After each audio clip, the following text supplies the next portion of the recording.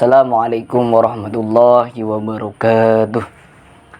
Innal hamdalillah nahmaduhu wa nasta'inu wa nastaghfiruh wa na'udzu billahi min syururi anfusina may yahdihillahu fala mudhillalah wa may yudlil fala hadiyalah.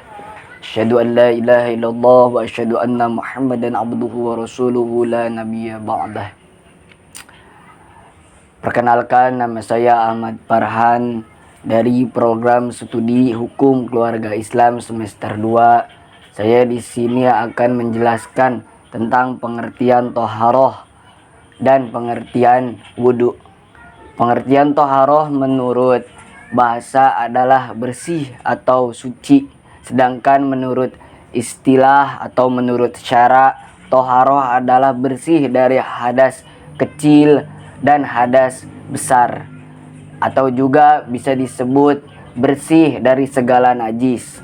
Selain itu, toharoh dapat diartikan mengerjakan pekerjaan yang membolehkan sholat, membaca Al-Quran, dan tawaf, seperti berupa wudhu, mandi, tayamum, dan menghilangkan najis. Itu adalah toharoh.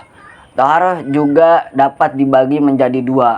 Yang pertama toharoh maknawiyah, yang kedua yaitu toharoh hissiyah.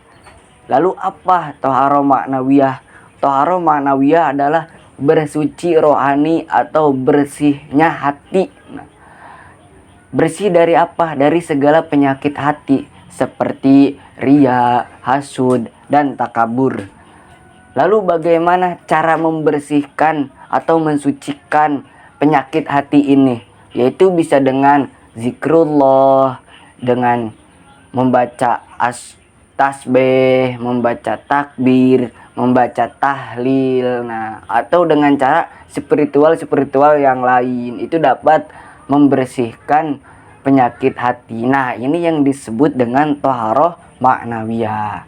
Lalu yang kedua yaitu toharoh hissiyah. Apa itu toharoh hissiyah? Toharoh hissiyah adalah bersuci jasmani, seperti membersihkan seluruh anggota badan, seperti seperti wudhu, seperti mandi adus, dan lain sebagainya. Itu merupakan sedikit tentang pengertian toharoh. Lalu pengertian wudhu.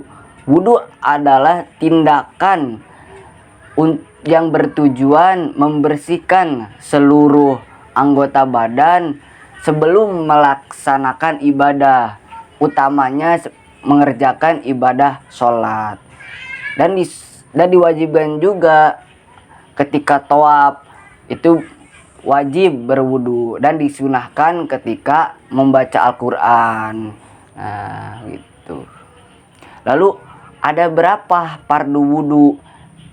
Fardu wudu dalam kitab Sambina dijelaskan ada 6. Yang pertama yaitu niat.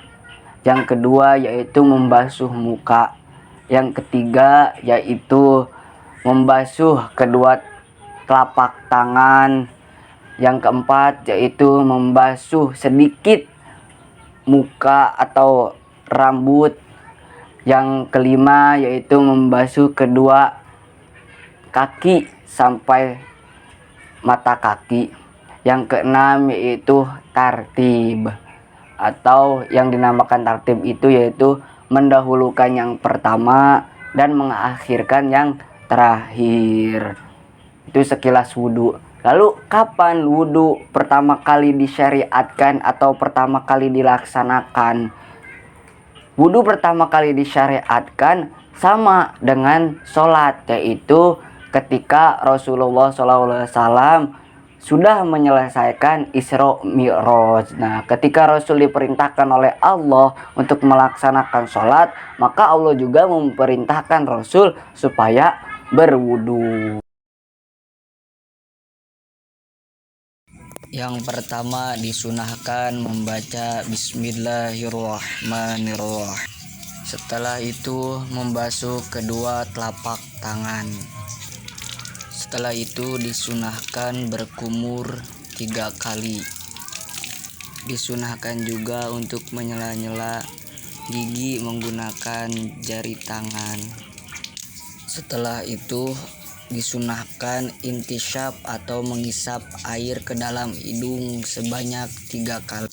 Setelah itu niat berbarengan dengan membasuh muka.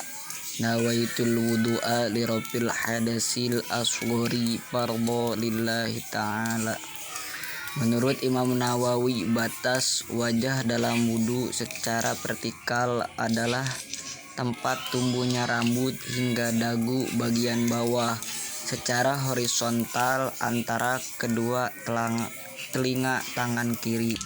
Setelah itu membasuh kedua tangan sampai siku-siku dan didahulukan tangan kanan, diakhiri tangan kiri sebanyak 3 kali. Setelah itu membasuh sedikit rambut kepala sebanyak 3 kali dan disunahkan membasuh seluruh rambut.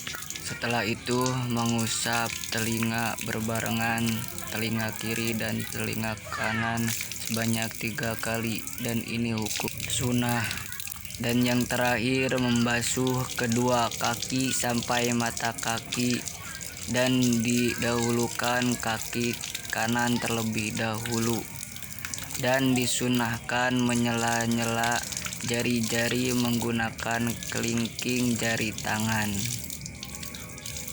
Membasuh sebanyak 3 kali. Ditutup dengan doa setelah wudu. Asyhadu an la ilaha illallah wahdahu la syarikalah wa asyhadu anna Muhammadan abduhu wa rasuluh. Allahumma ja'alni minat tawabina wa ja'alni minal mutatahhirin.